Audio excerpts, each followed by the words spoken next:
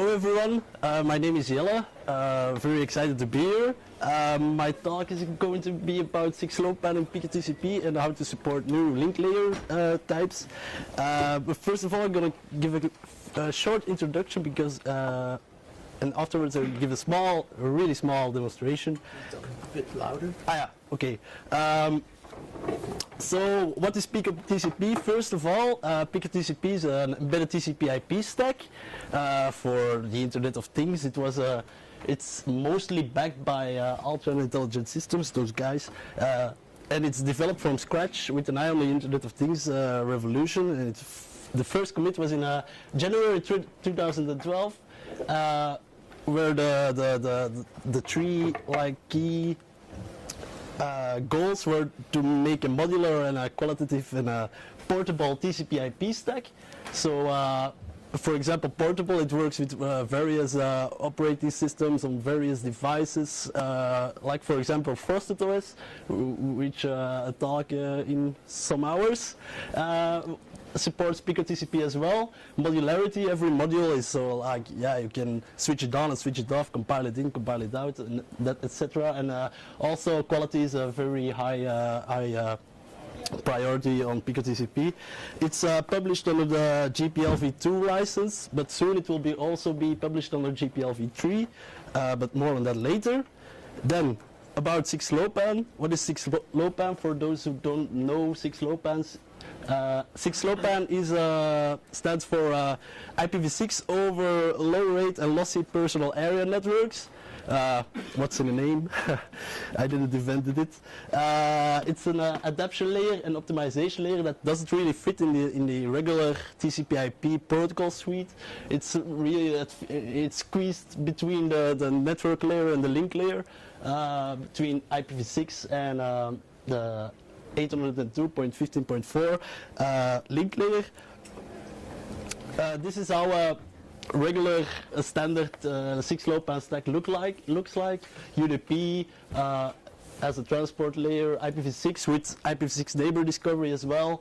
6LoWPAN, which provides the compression and fragmentation, because those links most of the time have like an MTU of 125 bytes, for example, small MTUs, and so the frames have to be compressed and fragmented because IPv6 have 1,500 bytes in a single frame. So that's what 6LoWPAN provides. But most of the stacks in the available, they only support only 802.15.4, which is really cool, and they also support NOMAC, that you just provide the 6LoWPAN buffer and do whatever you want with it. But I wanted to go a little bit further because there are a lot of new physical radios, radio standards, like Bluetooth has a new standard coming out. Maybe you want it over any radio you want. Wants a IPv6 over those radio links, then we should provide the capability to extend it further than only the 802.15.4 standard. So that was my goal, really, to do. Then I'll give a small demo. Fuck code. So unfortunately I couldn't finish a real fancy demo with meshing and everything, because I'm still working on the meshing part, which is a mesh under topology, so it meshes on at link layer level. But now I have a virtual demo, so we have a virtual radio network in picoTCP that can simulate radios, and just to give you a sense of the flexibility of 6LoWPAN and picoTCP, I just set it some timer events that changes the MTU of the device for example to 127 to 80 bytes, and later on it changes to 200 bytes, so it's really flexible, and so the 6LoWPAN and picoTCP adapts to that. So I'll first start this. So this is the radio driver. Whoops. Ah, fuck. Wait, I'm gonna compile again. Because the radio driver sometimes is a little bit, yeah, it's not the best. But it works. Allez. Seriously, what the fuck?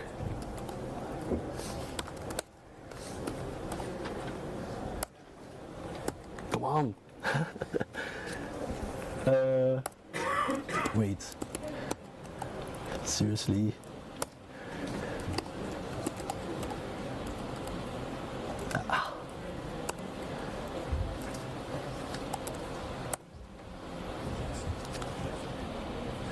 Okay. This is embarrassing. Yeah, so the radio. Wait, maybe I'll.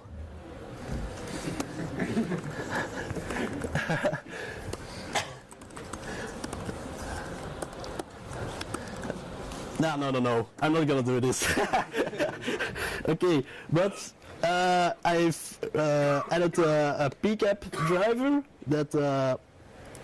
Yeah, it captures the device's messages that it sends, and so we're now probably going to see, yeah, this one. So now, first of all, we have like an MTU of 125 bytes for IEEE 802.15.4. So the fragmentation and the compression layer adapts to that, but after a while the MTU is changed to 80 bytes. Where is it? Here. And then the adaptation layer, yeah, it compresses it and fragments it further to 80 bytes, and then later at a later point the compression isn't needed anymore. So it just it has an MTU of 200 bytes, and it fits inside an entire packet, and it doesn't need to fragment it and compress it anymore. So that's just to give you an idea about yeah, the compression, the flexibility of 6LoWPAN. And so how does 6LoWPAN and picoTCP look like? We have the IPv6 module, the 6LoWPAN module, which provides the compression and fragmentation, and then we have another module, 6LoWPAN link layer, and this allows to easily interchange the MAC layer, the link layer itself, to provide other support for other devices. By the way, the same application is running at the moment on these two devices. Just a Blinky application that yeah, that's it. How does it work? So when IPv6 wants to send a frame, so we have the IPv6 module on top, then the 6LoWPAN module, and then the 6LoWPAN link layer module. So every module in picoTCP looks like this. Every protocol has its own two queues, like the ingoing queue and the outgoing queue. They can hold multiple frames at once. And then next to that we have the picoTCP stack itself, with the scheduler and everything, and yeah, functions. So if IPv6 wants to send a frame, it sends it to the stack, which enqueues it into the 6LoWPAN queue, outgoing queue. After which, at the moment, at some point, the scheduler calls process out of the 6LoWPAN and dequeues it, and then starts processing it. And what does it do? It first gets the link layer addresses from the neighbor discovery table. Yeah, from the IPv6 addresses, and then it immediately pushes the frame to the 6LoWPAN link layer to check if it fits inside a single MTU. And if it doesn't, the link layer is going to give back the available bytes, and then the 6LoWPAN adaptation layer starts compressing and fragmentation, and then eventually, when it does fit, then it's enqueues it in the outgoing queue of 6LoWPAN link layer, the module. And then afterwards, the scheduler calls again the 6LoWPAN link layer module to process the frame, and then it goes to the device driver eventually. So that's how it works. The 6LoWPAN link layer itself is based on extensions.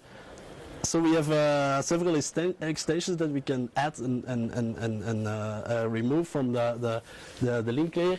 And so two are currently installed, like picoMesh, which is on which I'm working now, and 6LoWPAN link layer Mac, and they have to provide three functionalities. So estimation to see if they prepend a header for processing, if the available bytes is sufficient for the 6LoWPAN frame that has to fit in it.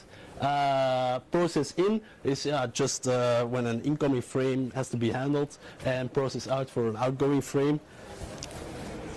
And so we define a 6LoWPAN link layer protocol structure to make it easily interchangeable for different protocols.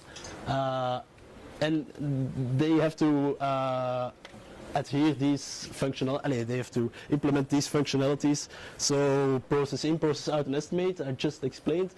No, estimate is double, sorry. And then address from network, because it has to translate IPv6 address to a link layer address. It has to get it from the neighbor discovery tables or something. It has to know the length of the address, the link layer address. It has to be able to compare the address, and also to derive an interface identifier, IPv6 interface identifier from the link layer address, which can be derived from the extended universal identifier 64-bit or from 16-bit short addresses. And we define pico link layer address for that, so that it's a generic version of link layer addresses. Then a pico device, a 6LoWPAN device, just has two functions. It has to implement send and poll, to transmit the frame on the wire, and poll to see if something has to be done, or an incoming frame there is an incoming frame or something. So if you want to implement 6LoWPAN for your radio, you have to write the device driver first of all. Define how you're going to use addresses like EUI 64 extended addresses or short addresses. Then write some helper functions. Register them in picoTCP with that device, on the initialization of that device, and then it just works with that implementation of the link layer protocol, and then you're done. So I have spent a while implementing 6LoWPAN, and I have some thoughts about when it is actually good 6LoWPAN, because it's kind of weird if you think about it, that it says over IPv6 over low rate and lossy wireless networks, but if for low power it's kind of weird, because so the entire TCP/IP stack says okay, here's my framing, here's my formatting, IPv6 and etc. etc. And then 6LoWPAN says at once, like, yeah, fuck it, I don't care. I'm just gonna remove it all and compress it, and it's kind of computationally expensive to do. So I find it kind of weird that it's so low power. If I think I can, it's more easy to, but. The good thing about 6LoWPAN is that it's standardized TCP/IP feature set you can use. You can use fancy things like DNS, for example, or CoAP, or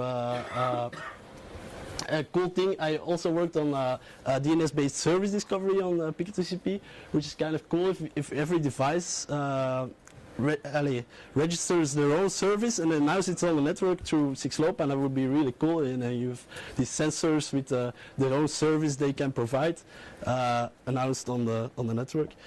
So quite low power applications. Mesh topologies with IPv6 addressing, and also another application would be to bridge different radio links, like I just said. You can also, this device can, for example, support IEEE 802.15.4, but another device with the same stack can use Bluetooth Low Energy, for example. So that's kind of cool to have. And with these different protocols everywhere, this is maybe not that bad, not a bad idea. So this is my final slide. picoTCP is going to have a release next week, which includes 6LoWPAN support and GPLv3 licensing plus GPLv2 licensing, and yeah, that's it. Are there any questions? Don't forget to repeat the question. Okay. About the licensing and embedded software, and embedded where you have software and you have your own application and sell a product. You have multiple microcontrollers and GPLv2 and 3.3. With the linking, because you static link inside firmware. Yeah. How this works? For example, if other company want to use it, so you have to open source your application. So the question is, how does it work with GPLv2 and GPLv3 licensing with static linking on embedded devices? What if applications have to use the GPLv2 and GPLv3 as well? I have to be honest, I don't know a lot about licensing. I know, so I'm maybe gonna give the word to Frederik, who knows. Will you repeat for the recording then? Yeah. In very brief, if you use the GPL version, then yes, you're forced to also open source your code. There is also a commercial option available for picoTCP where basically you pay for license, and then you are allowed to open source. So if you make money with it, you pay a license and then. Yeah, sorry. So if there's also a license for commercial applications, and then if you pay for it, you can use it in your proprietary application. So that's. Any more questions? Yeah. I have a question about all the compression schemes you're supporting. So there's the old HC1, HC2, there's IPHC. Yeah. And you're also supporting next header compression? So the question is, there are different compression schemes in 6LoWPAN, like HE0 and HE-UDP in RFC 4944, but they're a little deprecated, so we don't support those. We support IPHC compression and next header UDP compression we support. It's also in the same RFC, but there is also the generic, which is coming out in. It's a proposal, an RFC proposal, I think. It's already available. Okay, yeah. So the generic header compression we don't implement yet. More questions? Yeah. Just the helper functions, are they just interfaces they have to do in your device driver to, talk? Yeah, you can. Sorry. So the helper functions. Yeah, is it just interface? Yeah, it's the interface with a link layer, like.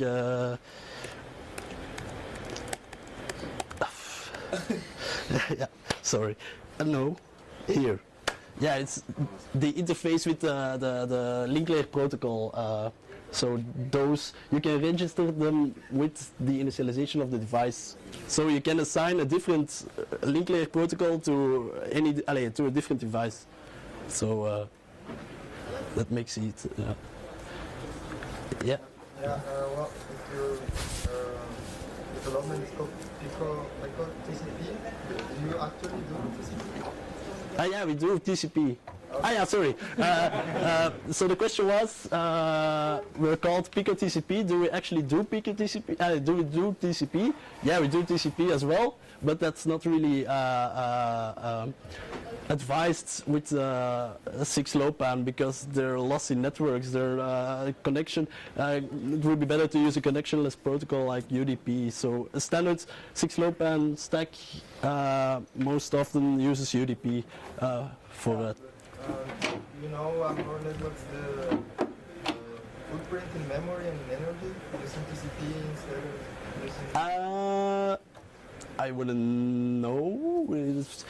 TCP requires somewhat more. But now with UDP we have,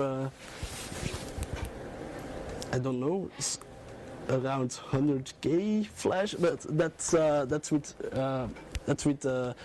debugging symbols in. So if we put TCP in, I wouldn't know exactly how much it would add to the stack. There have been talks about picoTCP in this dev room or in the embedded dev room previous years, which focus on the TCP part and on the memory footprint and size. So you could check those, and then you'll get a lot of figures, and I guess also on your website.